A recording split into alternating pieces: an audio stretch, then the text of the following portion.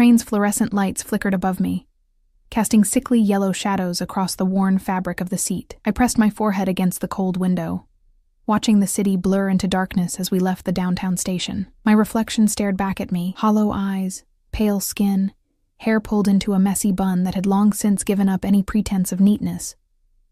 3 double shifts in 4 days at the diner had reduced me to this, a ghost of myself, held together by caffeine and sheer stubborn will.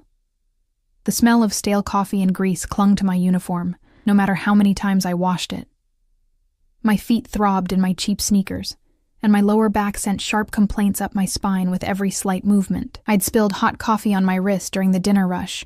The angry red mark still stung beneath the bandage I'd hastily wrapped around it in the bathroom. Tips had been decent tonight, at least. $243.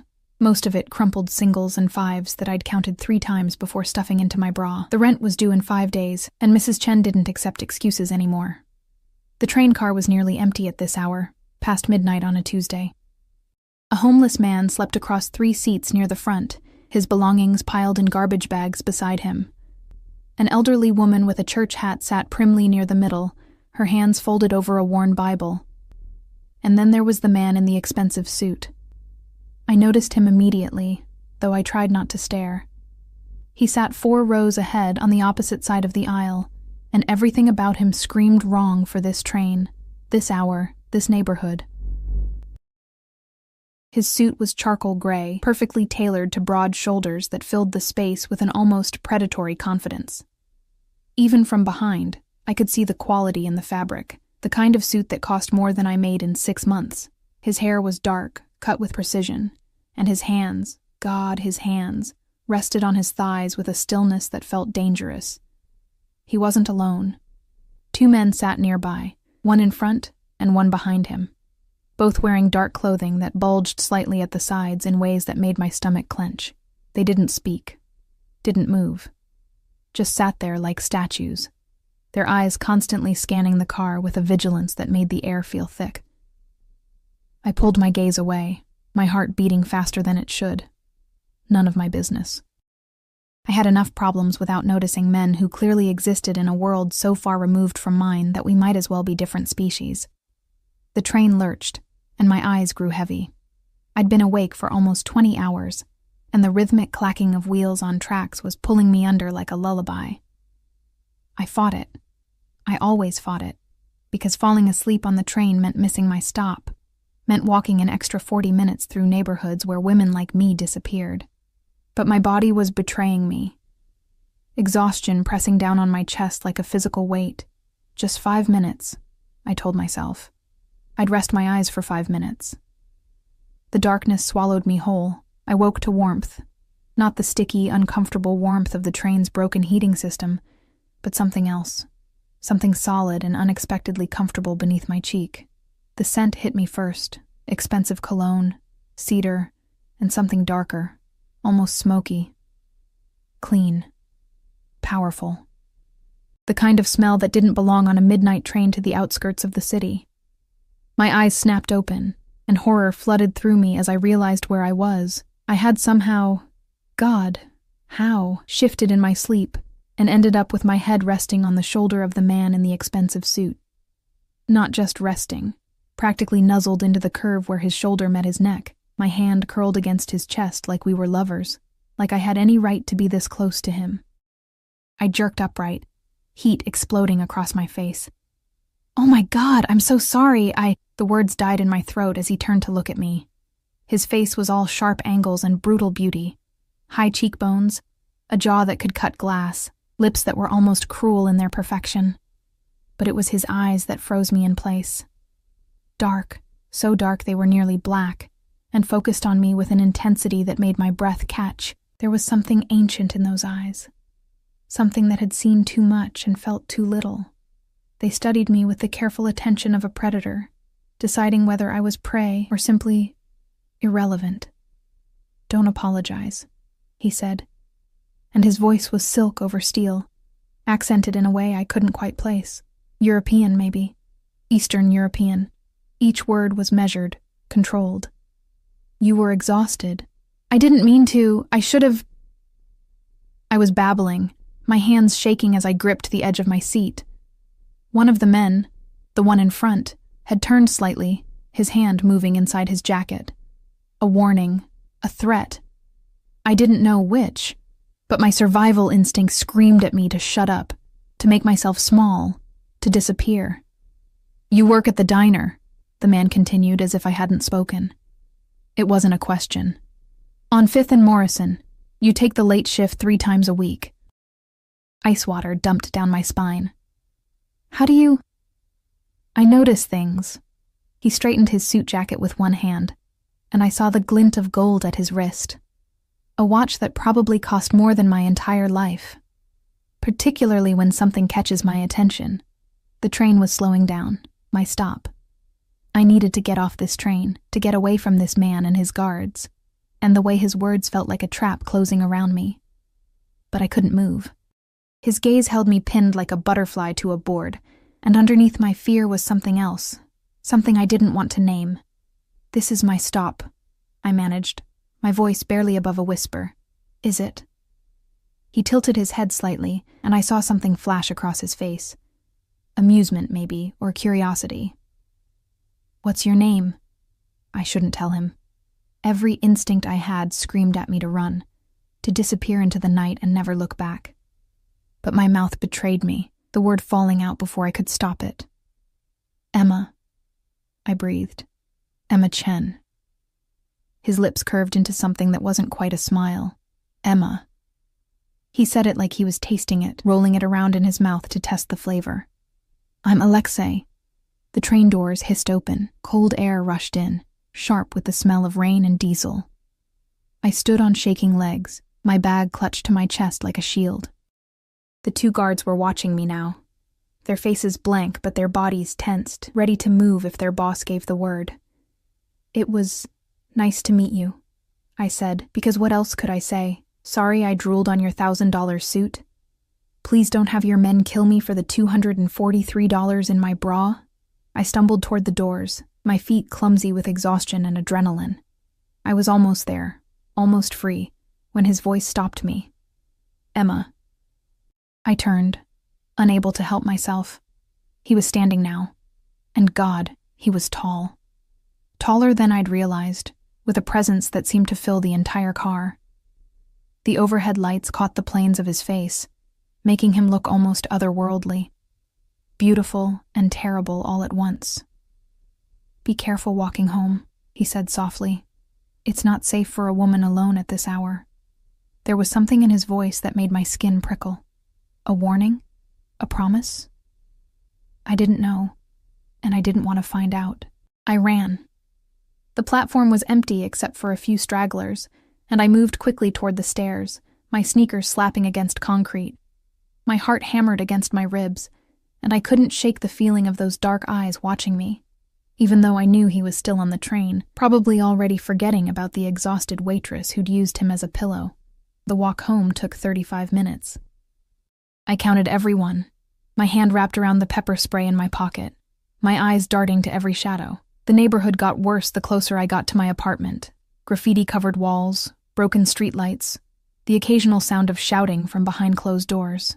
But it was home, or at least the closest thing I had to one. A 5th-floor walk-up with paper-thin walls and a radiator that only worked when it felt like it.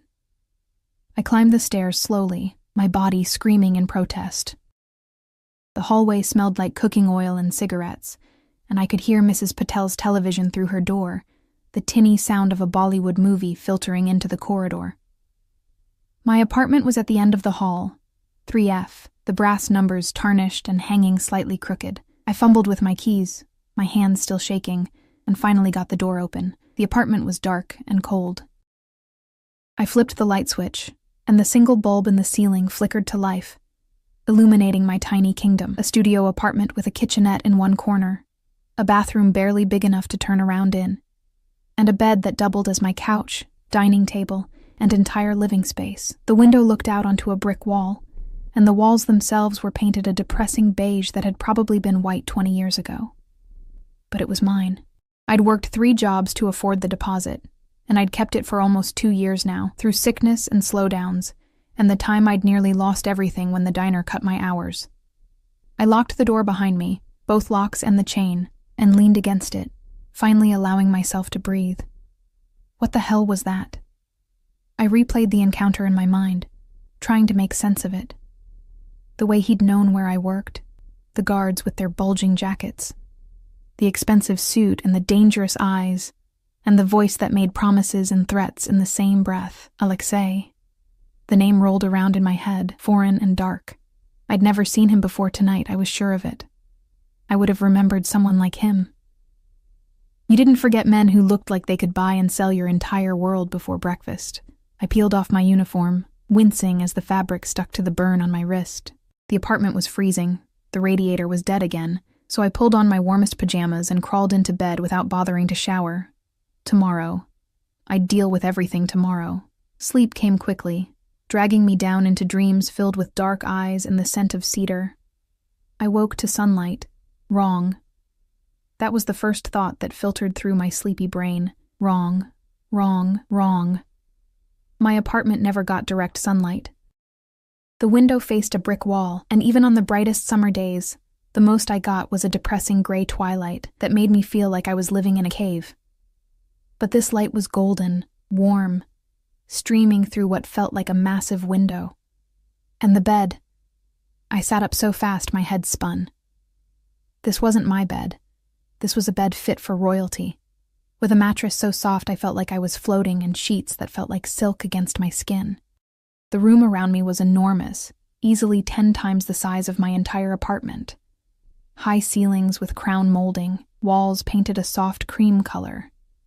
Furniture that looked like it belonged in a museum. A massive wardrobe, a dresser with gold handles, a sitting area with a velvet couch and matching chairs, and the window. God, the window. It stretched from floor to ceiling, offering a view of manicured gardens that went on for what looked like acres. Trees swayed in a gentle breeze, and I could see a fountain in the distance, water sparkling in the morning sun. Panic seized my throat. I threw off the covers and saw that I was still wearing my pajamas, the worn flannel pants and the oversized t-shirt with the hole in the collar. But someone had removed my shoes. Someone had put me in this bed. Someone had taken me. The door opened, and I scrambled backward, my back hitting the ornate headboard. A woman entered, middle-aged, wearing a crisp black dress with a white apron. She carried a tray with what looked like breakfast, and she smiled at me like this was completely normal.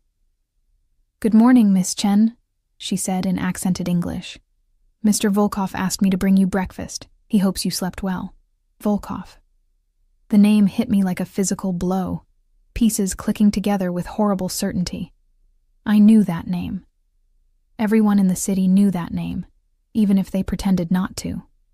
Alexei Volkov, the Volkov family, the Russian Bratva that controlled half the city's underground. Drugs, weapons, protection, anything you could think of that existed in the shadows. And I had fallen asleep on the shoulder of the man who sat at the very top of that dark empire. Where am I? My voice came out as a croak. How did I get here? The woman set the tray on a small table near the window. "You're at Mr. Volkov's estate. He brought you here last night after you fell asleep on the train. He was concerned for your safety. He kidnapped me." The words were sharp, edged with the hysteria bubbling in my chest. Her smile never wavered. "Mr. Volkov prefers to think of it as ensuring your well-being. Your neighborhood is very dangerous at night, particularly for young women. He simply wanted to make sure you were safe. By drugging me? By taking me to—" "You weren't drugged, Miss Chen. You were exhausted. You fell asleep again almost immediately after the train stopped." She gestured to the breakfast tray. "Please, eat. Mr. Volkov will want to speak with you soon, and he prefers his guests to be comfortable and well-fed." She left before I could respond, the door clicking shut behind her with a finality that made my stomach drop. I was trapped, in a mansion, with a man who commanded an army of criminals, a man whose single word could end lives, who existed so far above the law that he might as well be untouchable. And he'd brought me here because I'd fallen asleep on his shoulder. I didn't touch the breakfast. Instead, I moved to the window, my bare feet silent on the plush carpet that probably cost more than everything I owned. The glass was thick, the kind that didn't open, and when I pressed my hand against it, I felt the slight hum of something electronic, reinforced, maybe bulletproof. The gardens below were beautiful in a way that felt wrong, too perfect, too manicured, like a painting of what nature should look like rather than the real thing. In the distance, beyond the trees, I could see a high wall, stone, maybe 12 feet tall, topped with something that glinted in the morning sun. Cameras? Barbed wire? Both? Men in dark clothing moved along a path near the wall, their postures alert. Guards. Of course there were guards. This wasn't a home. It was a fortress. I tried the door, locked from the outside. My phone. Where was my phone? I frantically searched the room, yanking open drawers in the dresser, checking the nightstand. Nothing. My bag, my shoes, everything was gone except the pajamas I was wearing. The burn on my wrist throbbed, a reminder of my real life. The life that felt impossibly far away now. Mrs. Chen would be looking for the rent in 4 days. The diner would expect me for my shift tonight. How long did he plan to keep me here? What did he want? The thought made my skin crawl. Men like Alexei Volkov didn't do things out of kindness. They didn't rescue exhausted waitresses because they were concerned for their safety. There was always an angle, always a price. I just couldn't figure out what mine was. Time passed strangely in that room. Without my phone, without any clock visible, I could only measure it by the movement of shadows across the floor. An hour? 2? The breakfast grew cold on the tray, and my stomach growled in protest, but I refused to eat. It felt like surrender, like accepting this insanity as normal. When the door finally opened again, it wasn't the maid. Alexei Volkov stood in the doorway, and the room seemed to shrink around him. He'd changed clothes, now wearing dark slacks and a white shirt with the sleeves rolled to his elbows, revealing forearms corded with muscle and marked with scars that told stories I didn't want to know. His hair was slightly damp, like he'd recently showered, and that scent, cedar and smoke, rolled over me like a wave. "You didn't eat," he observed, his dark eyes moving from the tray to me. I'd backed against the far wall, as far from him as the room would allow. My arms wrapped around myself. "You kidnapped me." My voice shook, but I forced the words out anyway. "You had no right. I brought you somewhere safe." He stepped into the room, and I heard the click of the door closing behind him. We were alone. The realization made my heart hammer against my ribs. "Your apartment building had 3 break-ins last month. The walk from the train station passes through territory controlled by the Kozlov Bratva. They have no love for lone women at night." Should I have left you to that? That's not your choice to make. The anger felt good, burning through the fear. You don't get to decide what's safe for me. You don't get to just take people. Something flickered across his face. Amusement? Irritation? It was gone too quickly to read. He moved to the window, his hands sliding into his pockets with casual confidence. From this angle, with the morning light illuminating his profile, he looked like something carved from marble, beautiful and cold and entirely inhuman. "Tell me about your father," he said. The question hit me like a slap. "What?" "Your father. David Chen. Where is he?" My blood turned to ice. "How do you know about my father?" He turned to face me, and his eyes held something I couldn't name. "I know many things, Emma. Your father worked for me 5 years ago. He stole from me. A significant amount of money and information that cost me considerably more than the money itself." The room tilted. I groped behind me for support, my hand finding the wall. No, that's not. My father was a restaurant supplier. He traveled for work. He laundered money," Alexei interrupted, his voice matter-of-fact. "He moved cash through various businesses, including restaurants. He was very good at it, until he decided to help himself to $2 million of my money and sell information about my operations to a rival organization." I shook my head violently, but pieces were clicking into place with horrible clarity, the way my father had always had cash, even when he claimed the business was struggling. The strange hours, the phone calls he'd taken in another room, his voice dropping to a whisper, the way he'd left 5 years ago, claiming he had to go overseas for an extended business trip, and then, "He disappeared," I whispered. 5 years ago. We never heard from him again." "Yes." Alexei moved closer, and I pressed harder against the wall, but there was nowhere to go. He stopped a few feet away, close enough that I could see the small scar above his left eyebrow. the exact shade of his eyes. Not quite black, but the deepest brown I'd ever seen. He ran. I've been looking for him since, but he's very good at hiding. I don't know where he is. The words tumbled out desperately. I swear, I haven't seen him in 5 years. I don't know anything about money or organizations or any of this. Please, you have to believe me. I do believe you. His hand came up, and I flinched, but he only tucked a strand of hair behind my ear, his fingers ghosting against my cheek. The gentleness of the gesture was somehow more terrifying than violence would have been. You were 18 when he left, a child. He abandoned you and your mother to face the consequences of his actions. My mother. God, my mother. Where's my mother? Is she safe? He assured me. She remarried 2 years ago. She lives in Seattle now with her new husband and his children. You haven't spoken to her in 6 months. The surveillance was suffocating. He knew everything. Every detail of my pathetic life laid out for his examination. Then let me go. I can't help you find him. I'm useless to you. His hand dropped, but he didn't step back. You're not useless, Emma. You're leverage. The word hung between us like a knife. He won't come for me, I said, my voice breaking. He left us. He doesn't care about me. Perhaps. Alexei tilted his head, studying me with that predatory focus. But men like your father have patterns, weaknesses. Guilt eventually eats at them. And when it does, when he tries to make contact, tries to ensure you're safe, I'll be waiting. So I'm bait. The laugh that escaped me was bitter, edged with hysteria. You're going to keep me here like a worm on a hook, hoping he'll bite.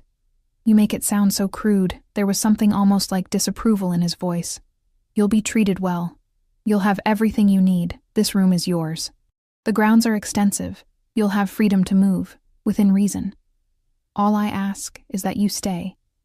And when your father contacts you, you tell me. And if he never does, if he really doesn't care, for the first time, something genuinely warm entered his expression, a smile that didn't quite reach his eyes, but transformed his face nonetheless. Then I suppose you'll be my guest for quite some time. He moved toward the door, and panic surged through me. Wait. How long? How long are you planning to keep me here? He paused, his hand on the doorknob. As long as it takes, Emma. Days, weeks, months. However long I need to draw him out. His eyes found mine across the room. I suggest you get comfortable. The door closed behind him with a soft click, and I heard the lock turn. I slid down the wall, my legs giving out, and wrapped my arms around my knees. This couldn't be happening. This was the kind of thing that happened in movies, in news stories about other people, not to waitresses who just wanted to pay their rent and survive another day. But it was happening. I was trapped in a mansion with a man who commanded criminals, who knew everything about me, who planned to use me as bait to catch a father who'd abandoned me 5 years ago. And the most terrifying part, the small, traitorous part of my brain that had noticed how gentle his touch had been, how the light had caught in his dark hair, how his presence had made me feel something other than invisible for the first time in years. I hated that part of myself almost as much as I hated him. The days began to blur together. I was given clothes, expensive ones that fit perfectly, which meant he'd had my size all along. Had he planned this? The thought made me sick. Dresses, slacks, soft sweaters in cashmere and silk. Everything in muted colors, cream, gray, navy, as if he was trying to erase me, make me into something that fit his world. I refused to wear them at first, staying in my pajamas like a stubborn child. But on the 3rd day, when the maid, her name was Irina, brought a tray of food and found me still in the same clothes, she'd clucked her tongue with such genuine distress that I'd felt guilty. Mr. Volkov gave specific instructions that you be comfortable, she'd said, her accent thickening with concern. Please, Miss Chen, make this easier on yourself.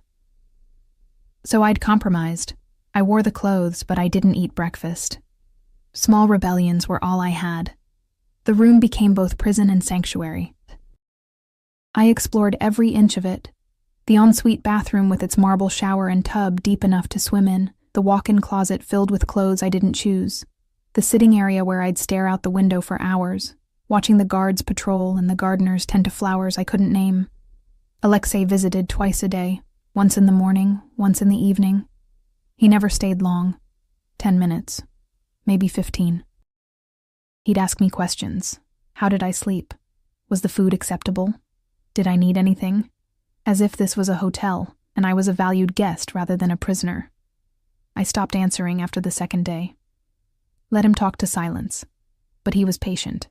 He'd sit in one of the velvet chairs, completely at ease, and tell me about his day, business meetings, calls with associates in Moscow and New York. A problem with a shipment that had been resolved efficiently, a word that made my stomach turn, because I knew what it meant in his world. On the 5th day, he brought me a book. "You're bored," he said, setting it on the table beside my untouched dinner. It was a novel. Jane Eyre, the spine worn with age. "Irina says you spend hours staring out the window. This might be a better use of your time." I looked at the book, then at him. "I want to go home. I know." He settled into his chair, crossing one ankle over his knee. Today he wore a 3-piece suit in charcoal gray, and a watch that probably cost more than my entire year's rent glinted at his wrist. "Tell me something, Emma. What would you be doing right now if you were home?" "Working." The word came out bitter. "I'd be on my feet for 8 hours, carrying plates to people who don't see me, collecting tips that barely cover rent." "You enjoy this work?" "Nobody enjoys being a waitress." "It's survival." He leaned forward, his elbows on his knees, and the intensity of his gaze made me want to look away. I didn't. "And after work? What then?" "I'd walk home in the dark, pray nobody bothered me, unlock 3 separate locks on my door, and fall into bed in a room so cold I can see my breath in winter." I tilted my chin up. But it would be my choice, my life. Not some gilded cage because you're obsessed with revenge against a man who probably doesn't even remember he has a daughter. Something flickered across his face. Anger, maybe, or recognition. "You think this is a cage, isn't it?" I gestured around the opulent room. Beautiful prison is still a prison. He stood abruptly, and I tensed, but he only moved to the window. The sunset painted him in shades of gold and shadow, softening the harsh lines of his face. "Tomorrow," he said quietly. "You'll join me for dinner. Not here. Downstairs in the dining room. Is that an invitation or a command?" He turned to look at me over his shoulder, and for just a moment, I saw something raw in his expression. Something almost lonely. "Does it matter?" "You'll refuse either way." Then he was gone, leaving me alone with Jane Eyre and the fading light. I didn't sleep that night. I lay in the impossibly soft bed, staring at the ceiling, and thought about my father, David Chen. I'd spent 5 years convincing myself that I hated him for leaving, for abandoning us to bankruptcy and questions from men in suits who'd come asking about money we didn't have. But underneath the hate was something worse. Hope. The stupid, childish hope that maybe he'd had a good reason. Maybe he'd left to protect us. Maybe he still thought about me, still cared. Now I knew the truth. He was a criminal who'd stolen from criminals, and his daughter was paying the price. The knock on my door came at 7 the next evening. I'd spent the day reading Jane Eyre, finding uncomfortable parallels between Jane's captivity at Thornfield and my own situation. When Irina entered, she carried a dress on a hanger, deep emerald green, with a neckline that would show too much, and a hem that would show too little. "Mr. Volkov asks that you wear this for dinner," she said, laying it across the bed. "Tell Mr. Volkov that I'm not his doll." She smiled sadly. "Please, Miss Chen, he can be difficult when his wishes are not met. This is such a small thing." The guilt tactic worked. 20 minutes later, I stood in front of the mirror, barely recognizing myself. The dress fit like it was made for me, because it probably was. My hair, which I'd been wearing in its usual messy bun, fell in waves around my shoulders. Irina had provided makeup, but I'd drawn the line there. I was already becoming someone I didn't recognize. I wouldn't paint my face to complete the transformation.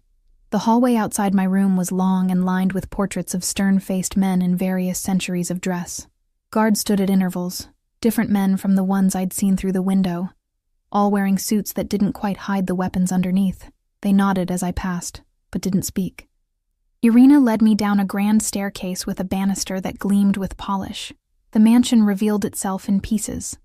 High ceilings with crystal chandeliers, marble floors that echoed with each step, walls covered in art that probably belonged in museums. It was beautiful and cold. Like everything else in Alexei's world, the dining room could have seated 30 people. Instead, a table for 2 had been set near the fireplace, where flames danced and crackled. Silver candlesticks, china so delicate it looked like it would shatter if you breathed on it. And Alexei, standing near the window with a glass of something amber in his hand. He turned when I entered, and his expression did something complicated. Emma. My name was almost reverent. You look like someone I'm not, I finished coldly. But his eyes said something different. They traveled over me slowly, and I felt that gaze like a physical touch. When they met mine again, there was heat there. Possession. Something that made my breath catch despite my anger. Sit, he said, gesturing to the chair nearest the fire. Please. I sat because my legs felt suddenly unsteady, and I hated myself for it. Dinner was served by silent staff who appeared and disappeared like ghosts.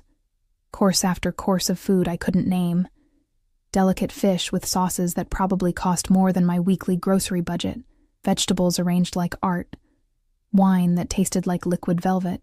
I forced myself to eat, my stomach finally overriding my stubborn pride. Alexei watched me throughout, barely touching his own food. He'd shed his jacket, and the white shirt beneath revealed the powerful lines of his body.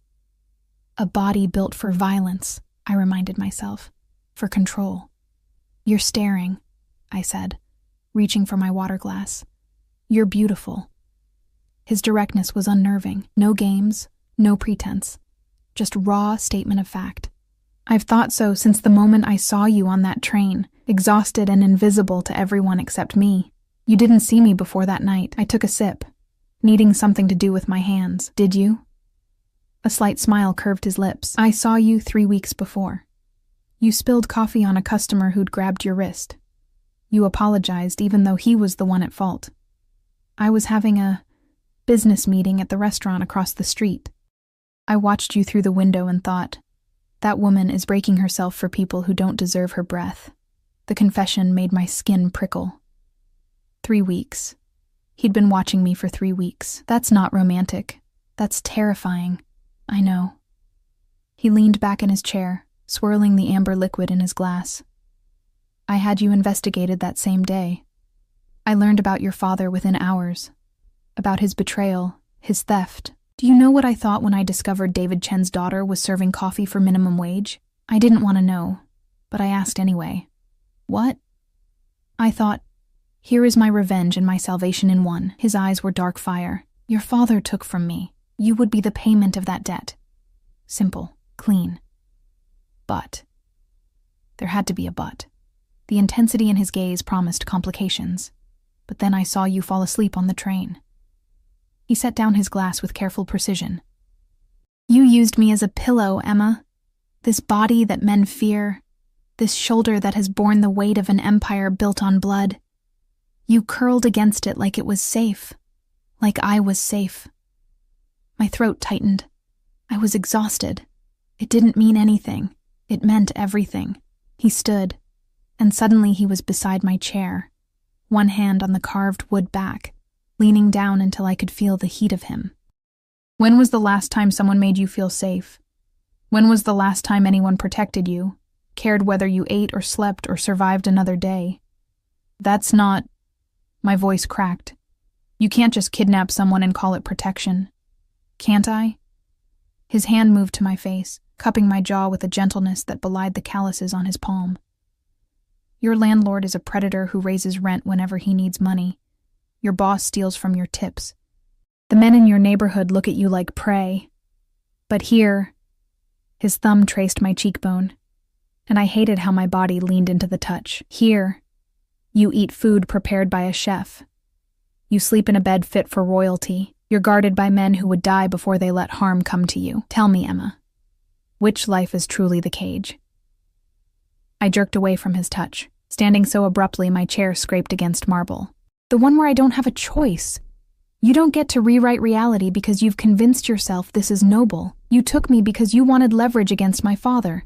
Everything else, the clothes, the room, this dinner, it's just dressing up the truth. His jaw tightened, the only sign I'd struck a nerve. You're right. I took you for leverage. But I keep you because... He stopped, something flickering behind his eyes that looked almost like uncertainty. Because what? I challenged. Because when you look at me, you don't see the monster. His voice dropped to barely above a whisper. Everyone in my world sees what I've built, the power, the fear, the blood, but you? You see the man who let a stranger sleep on his shoulder, and I find I'm not ready to lose that. The vulnerability in his confession scared me more than his threats ever could. This wasn't supposed to happen. He was supposed to be simply evil, straightforward to hate.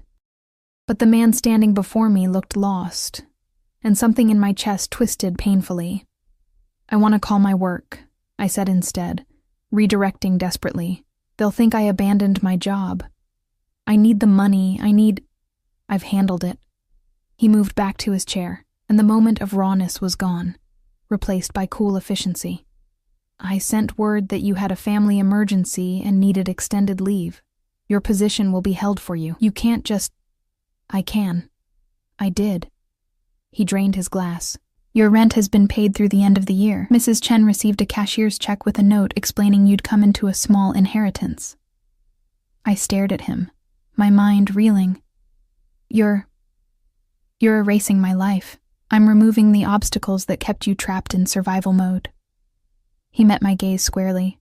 When you eventually leave here, if you leave, you'll have choices you never had before. Money saved. No debt hanging over you. Freedom to decide what you actually want, rather than simply enduring what life forces on you. I don't want your blood money. The words came out harsh. My money is no more stained than the tips you earned serving men who undressed you with their eyes. His voice was cold now. Businessman rather than the almost vulnerable man from moments ago. At least I'm honest about what I am. We stared at each other across the candlelit table, and I felt something shift between us. Dangerous territory. The kind where captor and captive started to blur, where Stockholm Syndrome wrapped its tendrils around common sense. I want to go outside, I said finally. You said I'd have freedom to move within the grounds. I want that. Tomorrow. Something that might have been relief crossed his face. I'll arrange it, but he held up a hand when I started to interrupt. You'll have a guard, non-negotiable. The estate is secure, but I don't take chances with what's mine. I'm not yours. His smile was predatory. Aren't you?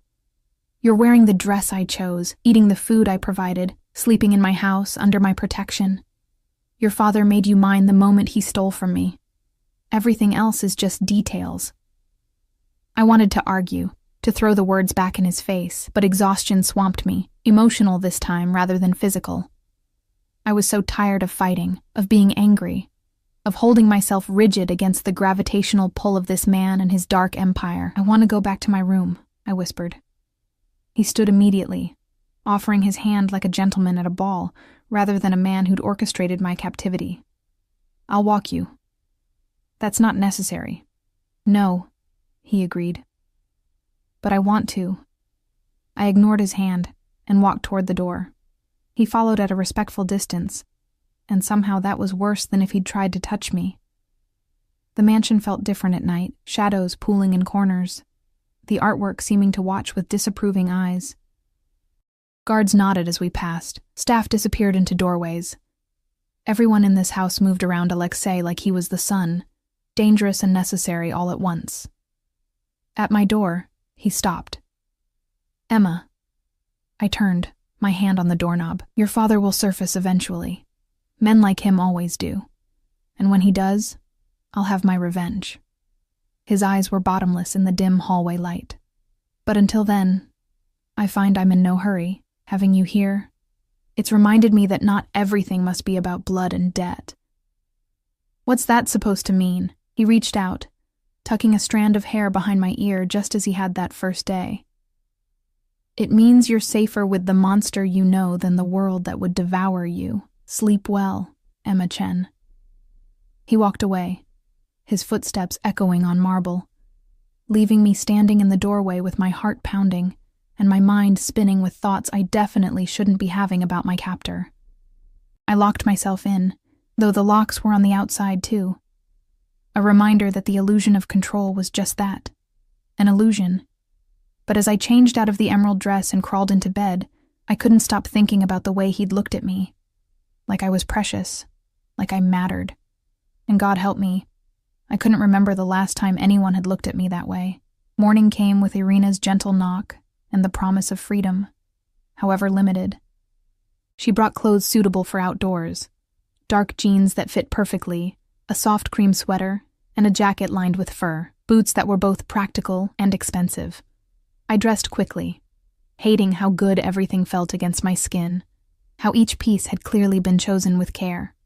The guard waiting outside my door was new. Younger than the others I'd seen, maybe late 20s, with sandy hair and a scar that cut through his left eyebrow. He nodded respectfully when I emerged. "Miss Chen?" "I'm Dmitri. Mr. Volkov has assigned me to accompany you today." His English was heavily accented but clear. "We can go wherever you wish within the estate grounds. Can we go outside the estate grounds?" I already knew the answer. His apologetic smile confirmed it. "I'm afraid not. But the grounds are extensive. Gardens, a greenhouse, the lake, it's quite beautiful. A gilded cage with a larger perimeter. Still a cage. But the need for fresh air, for sky above my head rather than ornate ceilings, was overwhelming. I followed Dmitri down the grand staircase and through corridors I hadn't seen before. The mansion revealed itself in pieces. A library with floor-to-ceiling books, a music room with a grand piano, rooms whose purposes I could only guess at. Everything was pristine, expensive, empty. The back doors opened onto a terrace that took my breath away. Stone pathways wound through gardens that belonged in magazines. Roses, despite the season, bloomed in carefully tended beds. A fountain bubbled nearby, the sound of water almost musical. And beyond it all, through perfectly manicured lawns and stands of trees, I glimpsed the lake Dmitri had mentioned.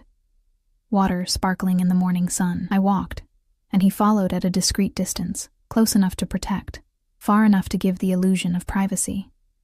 The air was clean and cold, biting at my cheeks and filling my lungs with something that tasted like freedom, even if it wasn't.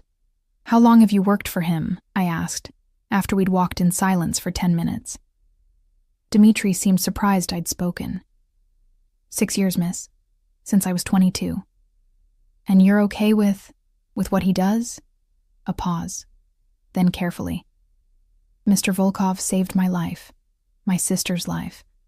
We owed debts to very bad men who would have sold her to pay what we couldn't. Mr. Volkov paid the debts and gave me work, gave my sister a chance at university, at a real life." His voice held absolute loyalty. "What he does to protect his people, to build something that lasts. Is it always clean? No. But it's honest, in its way." I thought about that as we walked. How many people in Alexei's empire had similar stories? How many owed him their lives, their loyalty, their willingness to look away from the blood? The greenhouse was massive, glass walls reflecting the sun in blinding fragments. Inside, it was warm and humid, filled with plants I'd never seen before. Orchids in impossible colors. Fruit trees bearing lemons and oranges despite the season, and in the center, a small seating area with wrought iron furniture painted white. Alexei sat there, reading a newspaper, a cup of coffee steaming on the table beside him. My heart did something complicated in my chest. He looked different here, more relaxed. The harsh lines of his face softened by the dappled sunlight filtering through leaves. He'd rolled his shirt sleeves to his elbows, and I could see more of those scars, silver against tan skin. Stories written in violence. He looked up as I entered, and something lit in his eyes. "Emma, I hoped you'd find your way here. Did you?" I stayed near the door, Dmitri a silent presence behind me. "Or did you arrange for Dmitri to guide me here?"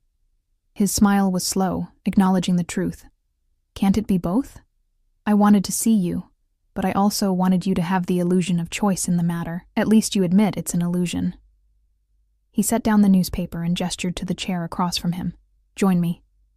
Please. Dmitri, wait outside." The guard left without hesitation, and suddenly I was alone with Alexei in this cathedral of glass and green. The air smelled like earth and flowers, almost overwhelming in its richness. I sat because standing felt like a battle I didn't have energy for. "What do you want?" "To have coffee with you, to see how you slept, to—" He paused, and something vulnerable flickered across his face again. "To spend time with you without the weight of dinner formalities or locked doors between us. The doors are still locked. I'm still your prisoner." "Yes." He poured coffee from a carafe into a second cup, adding cream without asking how I took it. He knew. Of course he knew. But perhaps we can pretend for an hour that you're here because you want to be. Why? I took the coffee, wrapping my hands around the warm cup. "Why does that matter to you?" He leaned back, studying me with that unsettling intensity. "Do you know what my life consists of, Emma? Meetings where men lie to my face and I decide whether they die for it. Business that requires constant vigilance because one moment of weakness means war. Women who throw themselves at me because they want what I can buy them, or because they've been told to get close to me for information." His voice was matter-of-fact, reciting a grocery list of horrors. "And then there's you. You, who fell asleep on my shoulder because you were too exhausted to care about the danger, who argue with me, who look at me with anger rather than fear or calculated desire. You want me to make you feel human?" The laugh that escaped me was bitter. "That's not my job. That's not why I'm here. No. You're here because of your father's sins." He set down his cup with deliberate care. "But what if you could be here for something else? What if instead of prisoner and captor we could be something different?" The implication hung between us, dangerous and tempting. "You mean like the women who throw themselves at you for money?" "No." The word was sharp. "I mean like two people who see each other. Really see each other. Not the waitress or the Bratva boss. Just Emma and Alexei." I wanted to laugh, to throw the coffee in his face and tell him he was delusional, but the way he was looking at me, God. The way he was looking at me made something in my chest ache, like I was water, and he was a man dying of thirst. "You can't just erase what you've done," I said quietly. "You took me. You're holding me here. You're using me as bait. That's who you are. That's what this is. I know." He stood, moving around the table until he was beside my chair. "Close enough to touch, but not touching. But I'm also the man who makes sure you eat, who gives you books because you're bored, who lies awake at night, thinking about the way you looked in that green dress, and hating myself for wanting you when I have no right." My breath caught. "Alexei, I'm going to find your father, Emma. That hasn't changed. But what happens after? What happens between us? That could be different." His hand came up slowly, giving me time to pull away. When I didn't, his fingers traced my jaw, tilted my face up to meet his eyes. "Let me court you. Let me show you that I can be more than your captor." "Court me?" The word felt absurd. "You can't court someone you're holding prisoner." "Then tell me what you need. What would make you feel less like a prisoner and more like—" He hesitated. "More like someone choosing to stay." It was the vulnerability in his voice that broke something in me. This man who commanded an empire, who could order deaths with a word, was asking what would make me happy. "I need my phone," I said.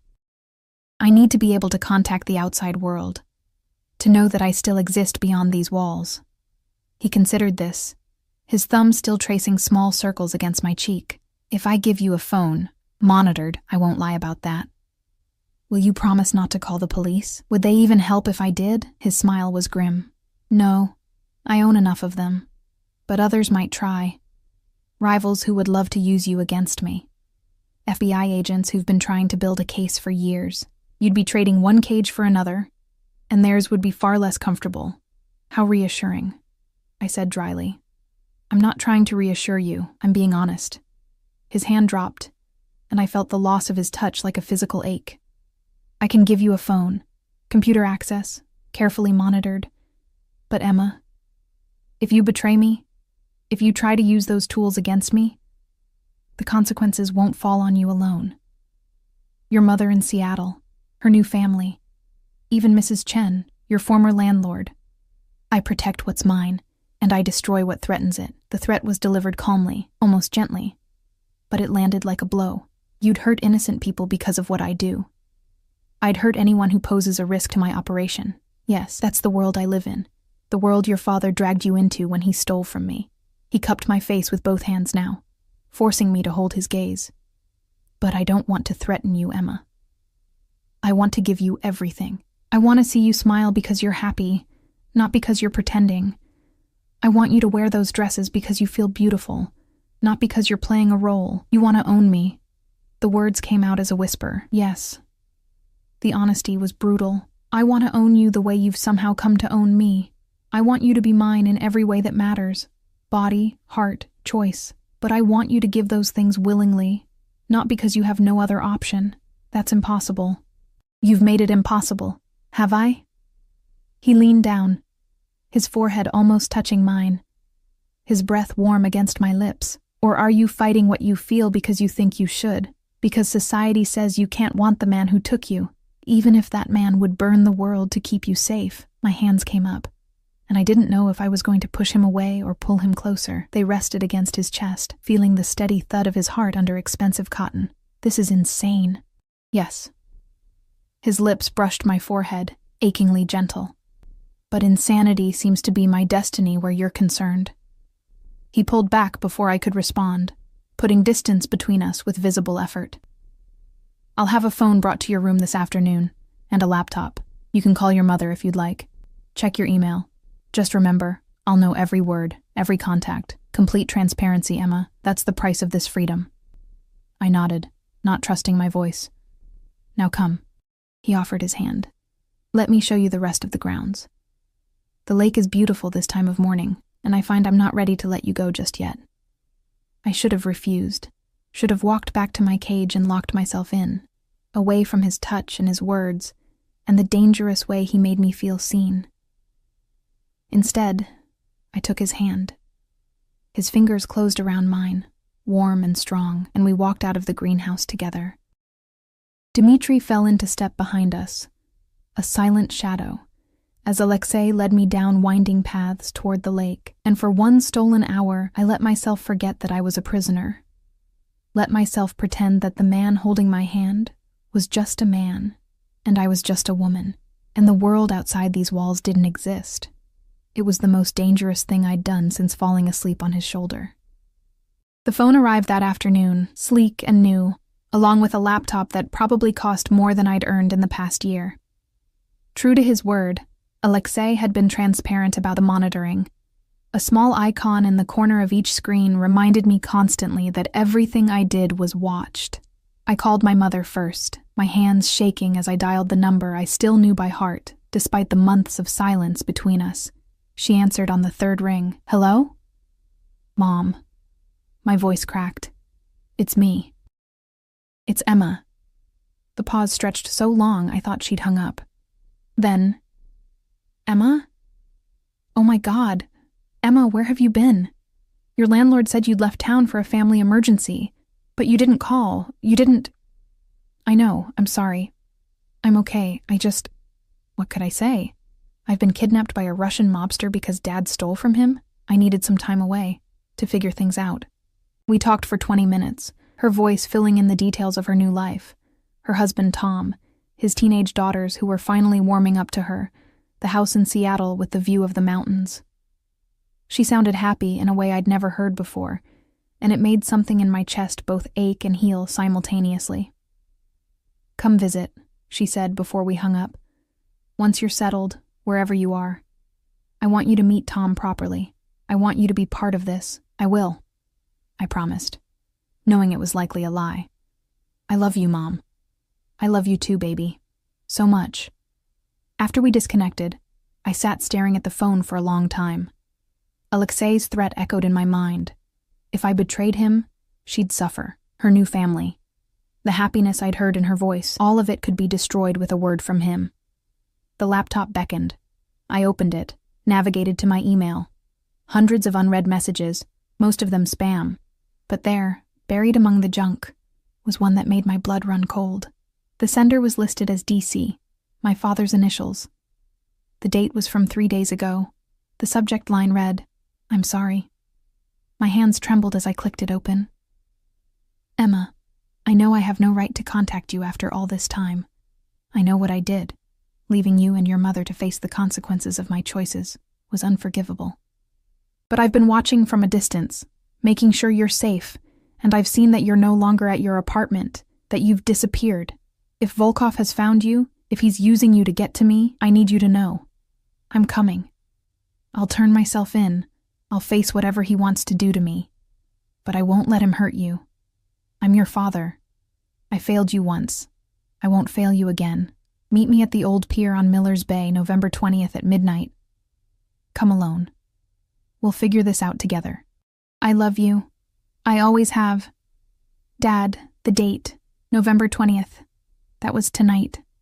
I stared at the screen, my mind racing. This was it, the moment Alexei had been waiting for, my father surfacing, offering himself up. All I had to do was tell Alexei, and this would be over. I'd be released. My debt, my father's debt, would be paid. But my father would die. I knew that with absolute certainty. Men like Alexei didn't forgive betrayals that cost them millions and nearly destroyed their operations. They took their revenge in blood. A knock on my door made me jump. I closed the laptop quickly, my heart hammering. Come in.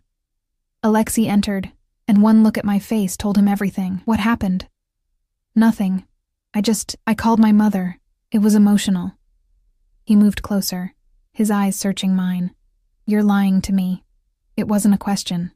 He glanced at the laptop, then back to me. What did you find? I could lie. Should lie. But his eyes held mine, and I remembered his words in the greenhouse. Complete transparency, Emma. That's the price of this freedom. My father contacted me. The words felt like stones. 3 days ago. He wants to meet. Alexei went very still. Where?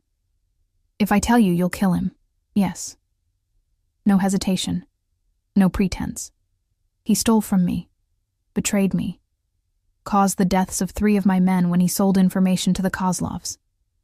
His death is already written, Emma. The only question is when and how. He's my father. My voice broke. He's the only father I have, and yes, he's a bastard who abandoned me.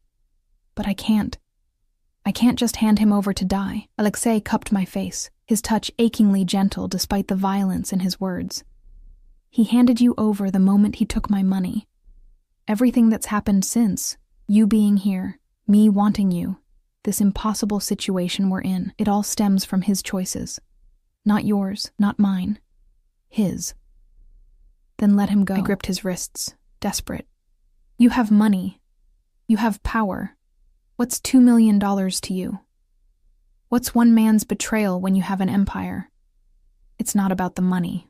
His voice was soft, almost sad. It's about the message it sends.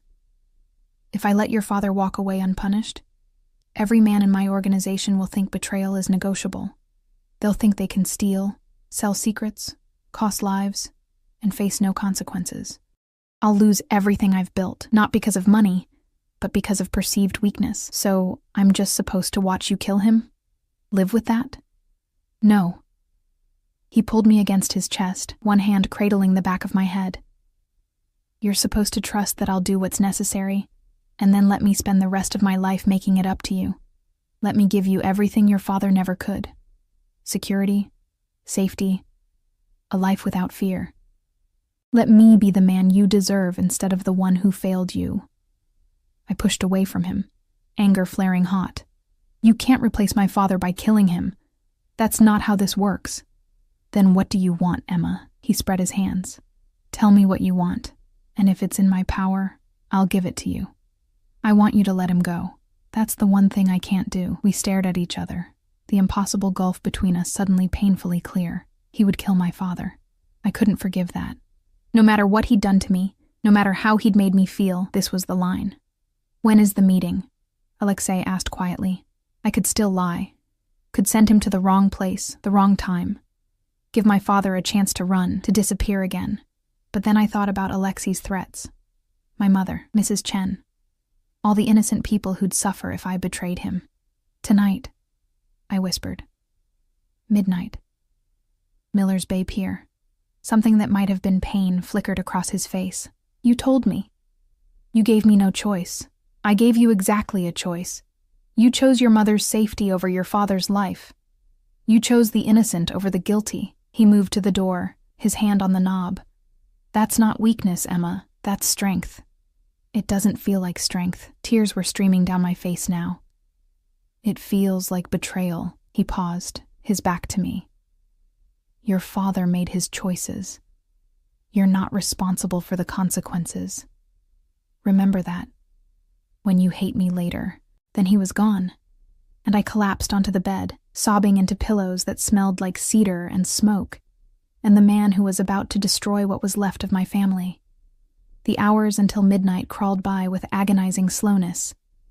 I tried to read, to distract myself, but the words blurred on the page.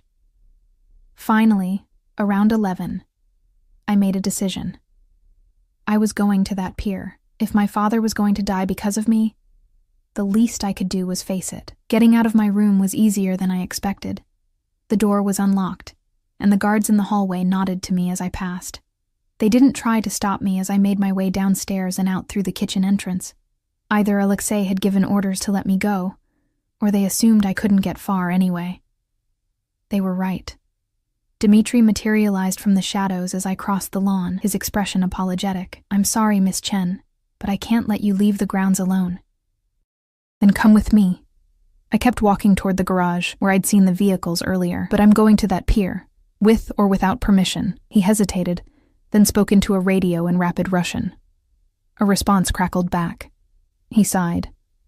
Mr. Volkov says I'm to drive you. But you stay in the car, yes, no matter what happens. I agreed, though we both knew it was a lie. The drive took 40 minutes, Dimitri's sleek black SUV eating up the miles of highway between the estate and the bay. Miller's Bay was an industrial area, mostly abandoned now. Old warehouses and piers that had once serviced cargo ships. The pier my father had specified jutted out into dark water, illuminated only by a half-moon struggling through clouds. Dmitri parked in the shadows of a warehouse. Wait here, he said firmly. Please, Miss Chen. Mr. Volkov will have my head if anything happens to you. I watched him melt into the darkness, presumably to take up a position where he could watch the pier. My phone buzzed.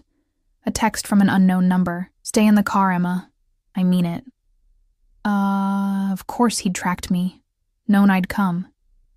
I stared at the message, then at the pier where a lone figure stood at the end, collar turned up against the wind. My father.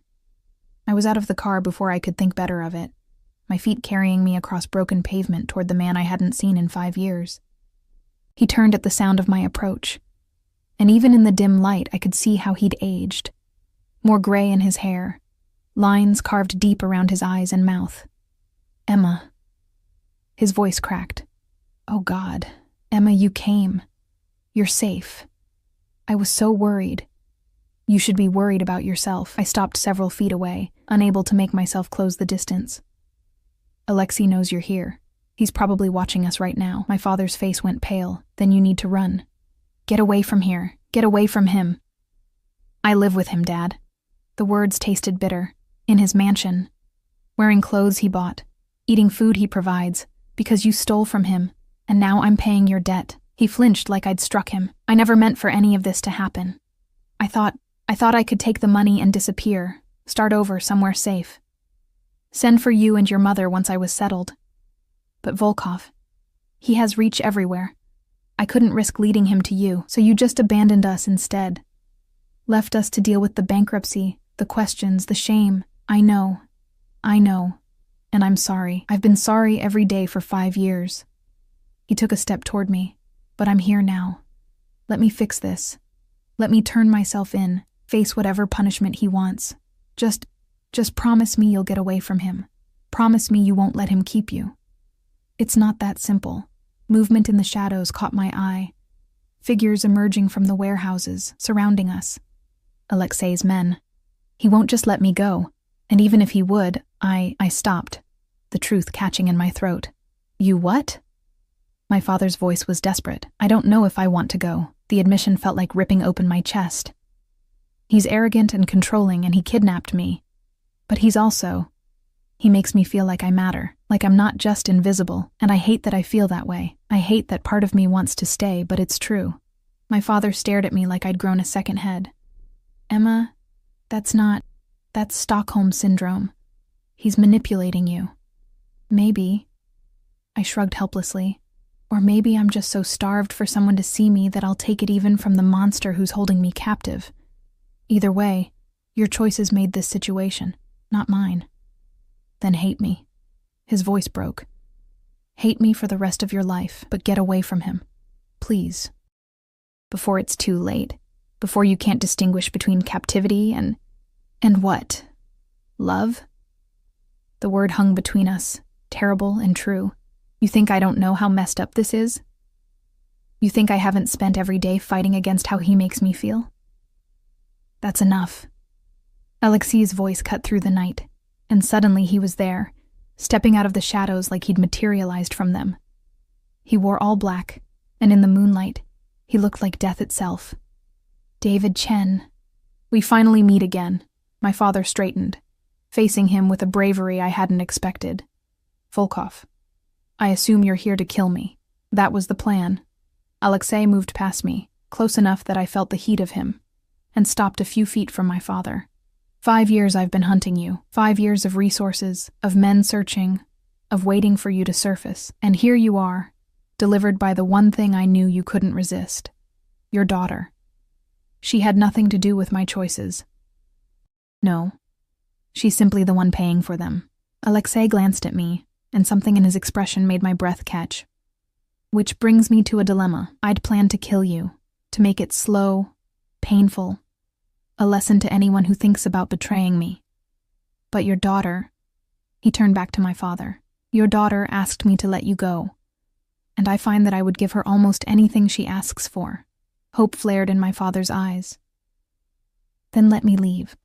I'll disappear. You'll never hear from me again. I'm not finished.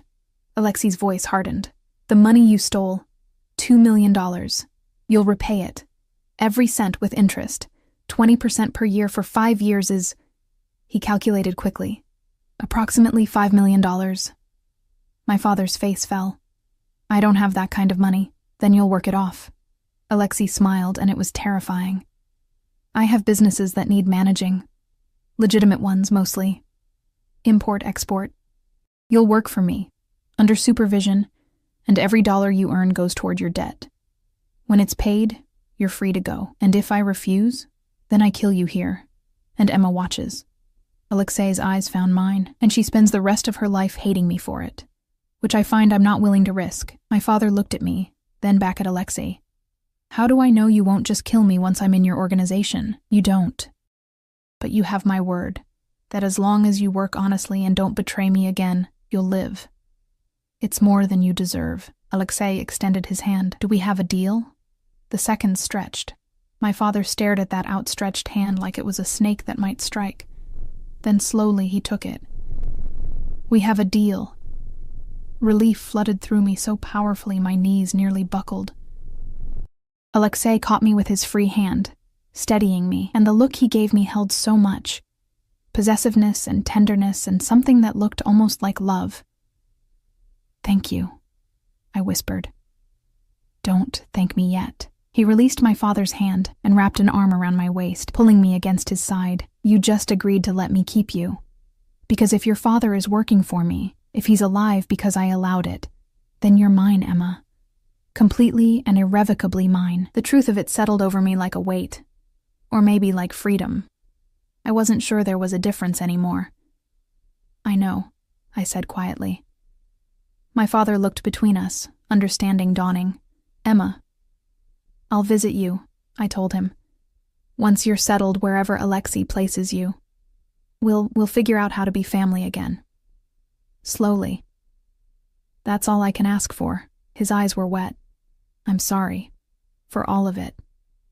I know.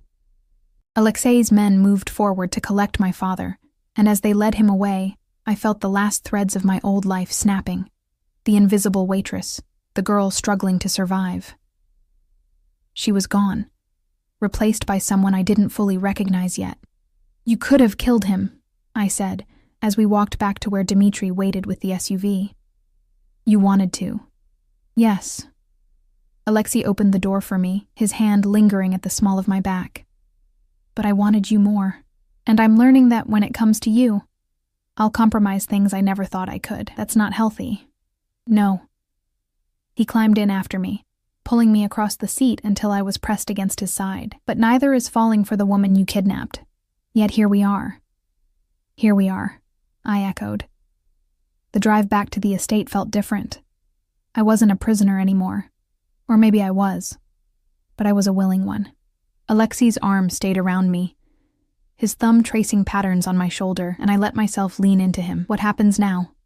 I asked, as the mansion came into view, lit up against the night sky like something from a fairy tale, a dark one, where the prince was a monster, and the princess chose him anyway. "Now?" He pressed a kiss to my temple. "Now I court you properly. I take you to dinners and operas and anywhere else you want to go. I introduce you to my world, not as a prisoner, but as someone who belongs at my side. And eventually, if I'm very lucky, you'll stop fighting what you feel and admit that you want this as much as I do." Arrogant. Honest. He turned my face toward his, and his eyes held promise and threat in equal measure. "I'm not a good man, Emma. I'll never be what society thinks you should have. But I'll protect you, provide for you, worship you. And I'll make sure that every single day you know exactly how much you matter." He kissed me then, and it was nothing like I'd imagined. It was gentle and fierce all at once, claiming and asking permission simultaneously.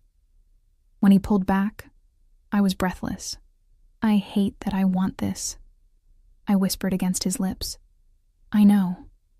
He smiled, and it transformed his face into something almost beautiful. "But you'll learn to accept it. We both will." The SUV stopped at the mansion's entrance. Alexei helped me out, his hand never leaving mine, and we walked inside together, the monster and his willing captive, the Bratva boss and the waitress who'd somehow become his salvation.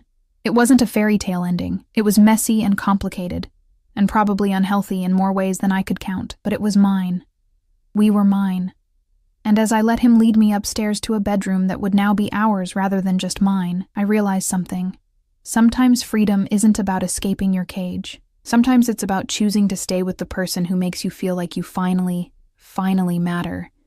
Even if that person is the one who locked the door in the first place. 3 months later, I stood in that same greenhouse where he'd first asked to court me, wearing a dress the color of midnight, and said yes when he asked me to marry him. My father was there, still working off his debt, but smiling through tears. My mother flew in from Seattle, shocked, but eventually accepting. It wasn't conventional. It would never be conventional, but it was ours, built on broken rules and impossible choices, and the strange truth that sometimes the worst thing that happens to you becomes the best thing you never knew you needed. And when Alexei Volkov slipped a ring on my finger and promised to spend his life making sure I never felt invisible again, I believed him, because monsters, I'd learned, could be surprisingly good at keeping their promises.